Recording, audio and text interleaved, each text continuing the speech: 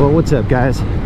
Got Dave here, just cruising around, and I wanted to talk about the difference between having an RV and going RVing versus going on a road trip and stopping at a hotel or a motel along the way and spending the night there. And it's a huge freaking difference. And recently there's like some people we know, like they come into work every once in a while, and they were talking about how they just recently bought a motorhome, and it was like a really expensive one, you know, like $200,000-$300,000 or something like that. It was like a really nice one, like one of those ones looks like the giant bus, and it's like a house inside, you know. It's like got like marble countertops and carpeting and just, you know, like a chandelier, and like it's like a total, like a badass motorhome, man. It's like the best you could get.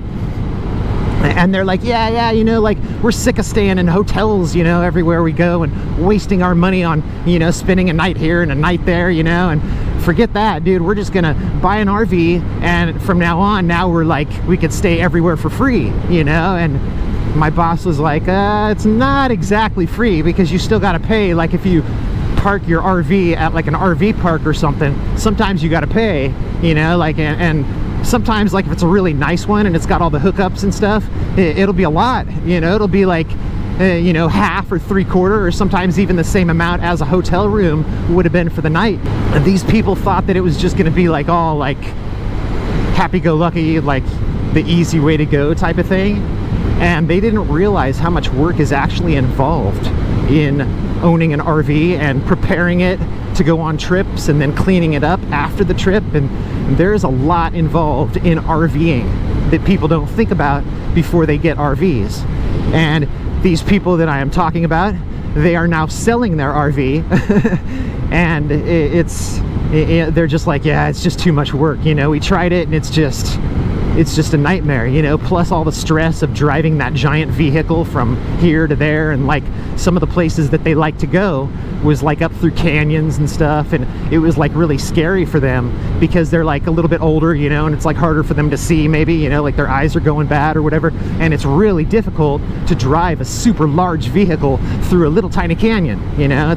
And there's even like a lot of places that like they won't let you take like a really big, like over a certain amount of feet long, they won't let you take through a certain canyon. And so it's like, even if you wanted to go camp there, you can't, you know, you can't go there in your big old motorhome. So I don't know. And my opinion on that is, I've always known people who had RVs, and I always thought that for the amount they cost and the amount you actually use them, I always thought that it was a ripoff, because I never knew anyone who would use their RV enough, like at least to me, to make it worth owning that thing, you know, to make it worth paying the price to buy that freaking thing and store it somewhere and keep it cleaned up and this and that and everything else involved in owning an RV. So it's kind of, I don't know, I got mixed emotions on it, you know. It's like, on one hand, it sounds like it would be really, really cool just to like get an RV and just go tour the country, you know, and that would be like a wonderful retirement. But on the other hand, it's like, I know what it's like to own one of those things, and I don't like driving big vehicles, you know. Like, I've just got like a little tiny car, and I love motorcycles, and I'm not used to driving something that's like freaking 30 feet long or something like that, 40 feet long, whatever one of those big old motorhomes is. I don't know if I'd do too good with that, you know. I don't know if that's something that I would enjoy, you know. It might be something that would just stress me out, just like those people were talking about.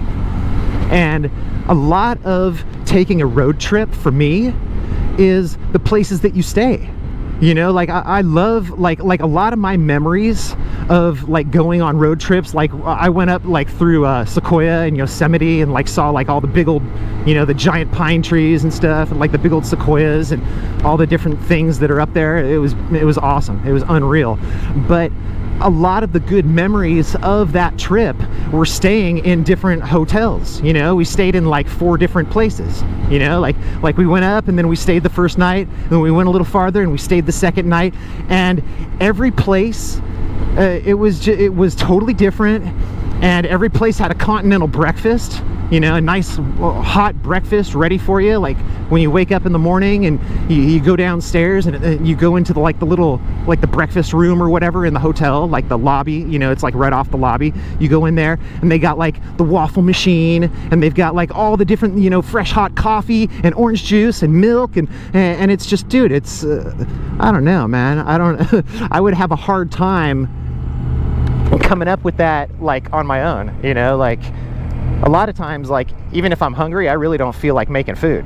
Let me know what you think about all that, especially if you really like, if you have an RV and you love it, you know, and you totally hate staying in hotels for a certain reason or whatever, or something that's happened to you in the past and you were like, forget hotels, you know, like you had one of those like bed bug incidences or something that you hear about on the news where people wake up with bumps all over them or something.